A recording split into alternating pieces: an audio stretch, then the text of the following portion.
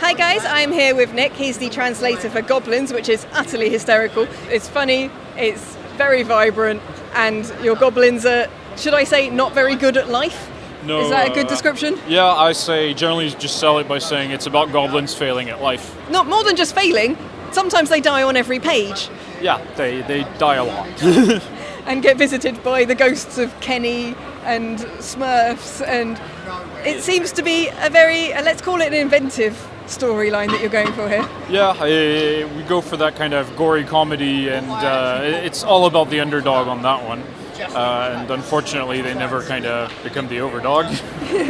What's it like translating comedy from French to English? It's actually quite fun because there's some things where we actually had to find different jokes and catch up different puns somewhere else. So there's a few things which are a bit different in the English version, but they've all been approved by the writer, and some of them, I must say, we're quite proud of how we managed to get. So, for example, the Beastmaster Goblin in this was originally called Tamer Goblin. Okay. But I wanted to do, it just didn't sound right, and wanted to do a reference to the 80s movie, The Beastmaster. Okay. And he just adored that. That was my idea. I'm like, okay, that's Beastmaster Goblin. How long have you been working with these guys? About 3 years now, and they've been doing enough that we'll probably be doing one book of Goblins every year for the next 5 years. Yeah, is there any overarching plot line with it, or are you sticking with the more kind of short format and then everyone dies kind of ending? It's mainly short format, but there are a few longer ones, maybe 5 pages. And actually Goblins 2, the one you're holding, half of it has a longer storyline of them trying to find the chosen, their kind of chosen world. Or it's very biblical kind of, it's their own kind of, exactly, their own exodus. Yeah, it's quite referential to sort of popular culture and things as well. I saw Spider-Man, I saw Smurfs, I saw Garfield. Is there anyone they don't meet on that adventure? They generally meet quite a few people who also have, or well, let's say, have an unfortunate life. And there's quite a few cameos here and there, or references to things like that. There's one later on we'll do where they meet Cthulhu. Of course, I'd be interested to see how you make that one work. I'm assuming Cthulhu will kill them. Yes. Is that a spoiler, or is that just inevitable? I don't think it's much of a spoiler.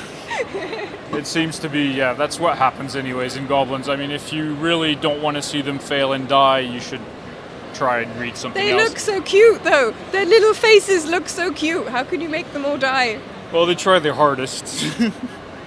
It's the stories of the little goblins that couldn't. Yeah.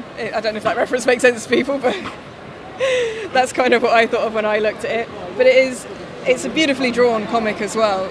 How did you meet the guys that write and draw this originally? Well, originally it was published in a magazine I used to read as a teen, and they've been doing this for at least a decade. Yeah. So it's one of those, I decided to approach them and say, you know what, I'd like to do that in English. I think it'd work really well. Yeah. They were, no problem, let's do it in English. So it's thanks to you that people like me who didn't do any of their French classes or homework at school can actually get to enjoy this one, and with special extra jokes added in by you. Yeah, well, at least we try. We always try to put a few extra in if we can, or at least as many as there originally were. Yeah, so you've got 2 volumes in English at the moment, and you said another one coming out each year, you hope? Yep. So volume 2 just came out, and we'll have volume 3 hopefully in less than a year, probably March next year, before the Comic Con start. Awesome. And so on. Yeah, where can people buy them? Pretty much anywhere. They're on Amazon, Book Depository, depending on where you want. Your comic book shop can order them. We're quite well distributed. Yeah, has you got a website as well? Yeah, slothcomics.co.uk. Yes, sloth comics, because sloths just are the best animal apart from goblins. Yeah, I'm not too sure how I came to calling it Sloth Comics, but I like my mascot, and it's my oldest friend who drew that. Yeah. who's a comic artist in France, so we've just been keep going with it. I learned how to draw sloth myself just to kind of enjoy it and go and lean into that parody. Well, it's cool. Thank you for translating these and bringing these over to England. It's very, very funny. I think, that's basically how you can sum it up. It's just very silly, very funny, and as long as you don't mind comedy goblins being squashed, you will enjoy this. There is a lot of blood.